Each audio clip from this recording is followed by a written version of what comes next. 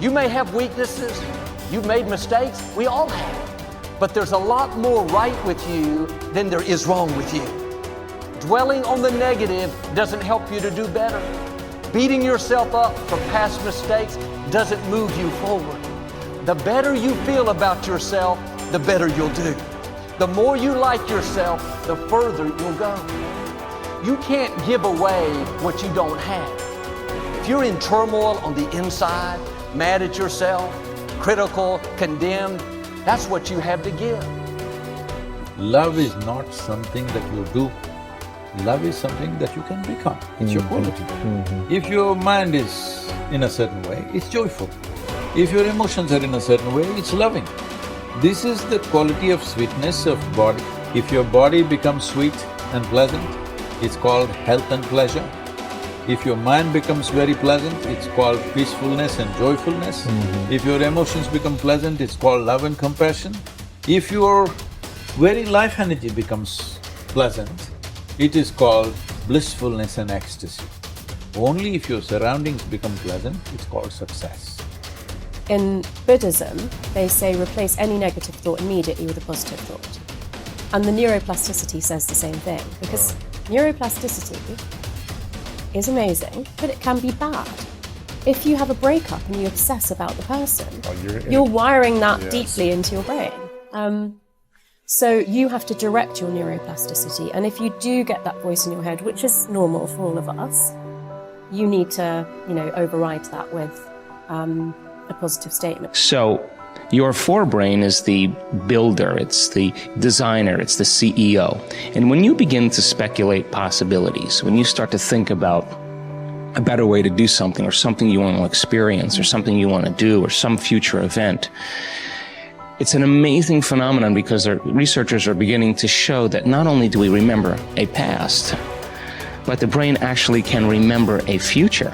And so how does it do that? Well, because the forebrain has connections to all other parts of the brain, it can take a little bit of that knowledge from a specific neural network and a little bit of experience and another neural network of knowledge and another neural network of experience, and it can seamlessly piece it together to create a new level of mind. And then your brain gets a picture or an image, and then you transfix your mind on that image, and those neurons string into place that begin to fire and wire together.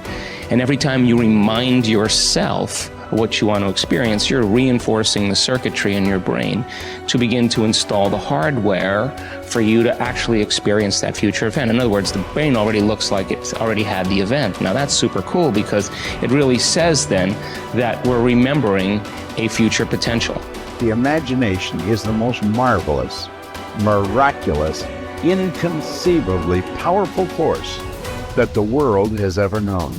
And the average individual uses the imagination, if they use it at all, against themselves. They imagine what they don't want. They imagine problems coming. Let's begin to use our imagination the way God meant it to be used.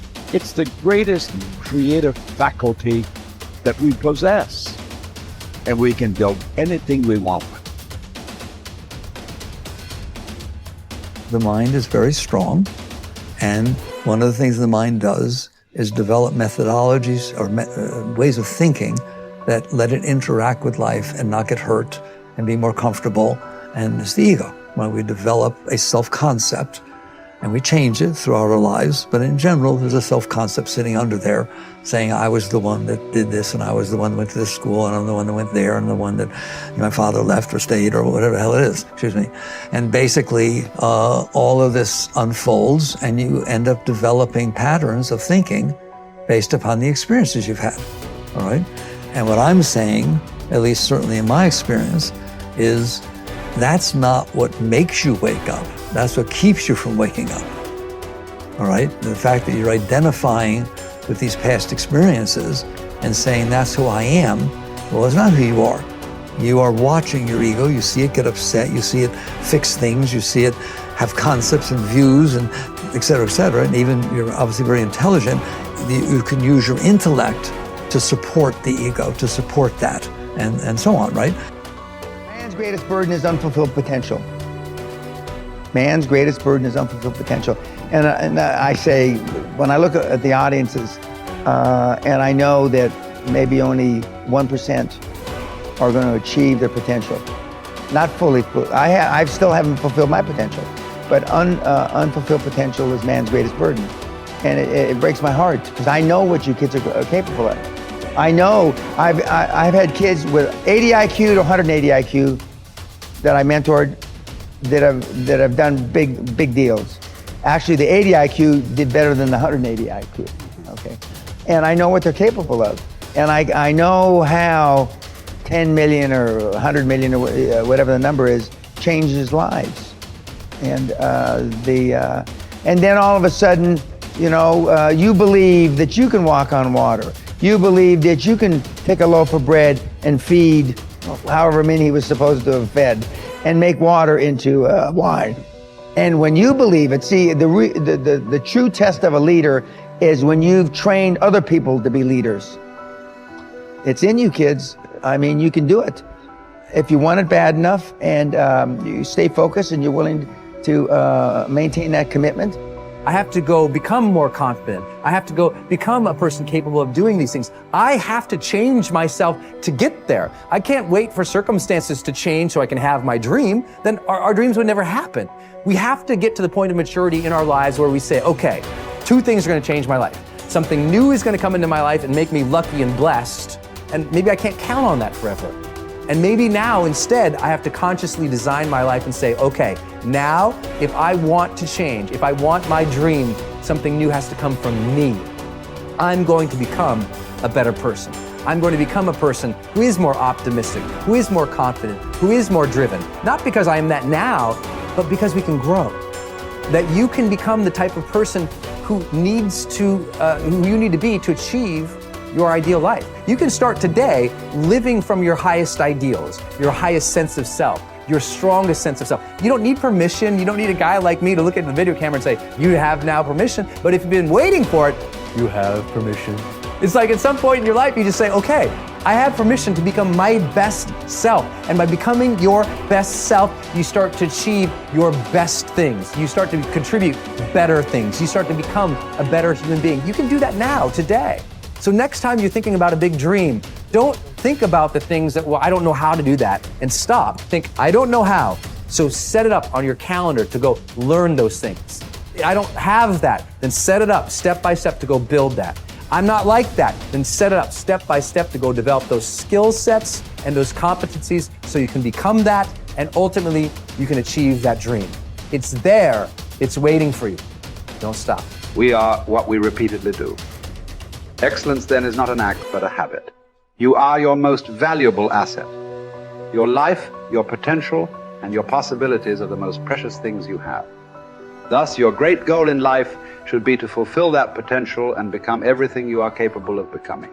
Your ability to learn, grow, and fulfill your potential is unlimited. Today, people are graduating from high school and college in their 70s, learning new subjects and developing new capabilities. Your ability to learn and remember can continue throughout your life if you keep your brain alive, alert, and functioning at its best. Your most precious financial asset is your earning ability. Your ability to work is your primary source of cash throughout your life. You could lose your home, your car, your bank account, and everything you own, but as long as you have your earning ability, you can earn it all back, and more, in the months and years ahead. Your biggest investment, most people don't realize this. They take their earning ability for granted. But it has taken you your entire life to develop your earning ability. Every bit of education, experience, and hard work that you have invested in learning your craft and developing your skills has gone into building this asset. Your earning ability is very much like a muscle. It can increase in strength and power year by year as the result of regular exercise. Likewise, the opposite is true too. If left alone or ignored, your earning ability, like your muscles, can become weaker or even decline because you have simply failed to upgrade it continually. In other words, your earning ability can be either an appreciating or a depreciating asset. What got you here won't get you any further. Some people are actually losing value each year, declining in earning ability because they are not continually upgrading their knowledge and skill. They don't realize that whatever knowledge and skill they have today is rapidly becoming obsolete. It is being replaced by new knowledge and skills that, if you don't have them and someone else does, you will be in danger of being overtaken by your competition. The achievement of personal excellence is a decision you make, or that you fail to make. But in the absence of a commitment to excellence in your chosen field, you automatically default to average performance, or even mediocrity. No one becomes excellent accidentally or by just going to work each day. Excellence requires a definite decision and a lifelong commitment. Knowledge and skill are the keys to the 21st century. Becoming the best person you can possibly be and moving to the top of your field require the application of self-discipline throughout your life. Mental fitness is like physical fitness. If you want to achieve either, you must work at it all your life. You can never let up. You must be continually learning and growing. Every day, week and month, throughout your career, and in other areas of your life. If you're going to join the top 20% and stay there, to earn more, you must learn more. Abraham Lincoln once wrote, "The fact that some have become wealthy is proof that others may do it as well." What others have done, you can do as well. If you learn how, everyone who is at the top was once at the bottom. Many people who come from average or poor families with average incomes or who grow up in average circumstances have gone on to become some of the most prominent people in their fields. And what hundreds of thousands and even millions of other people have done, you can do as well. The philosopher Bertrand Russell once wrote that the very best proof that something can be done is that someone else has already done it.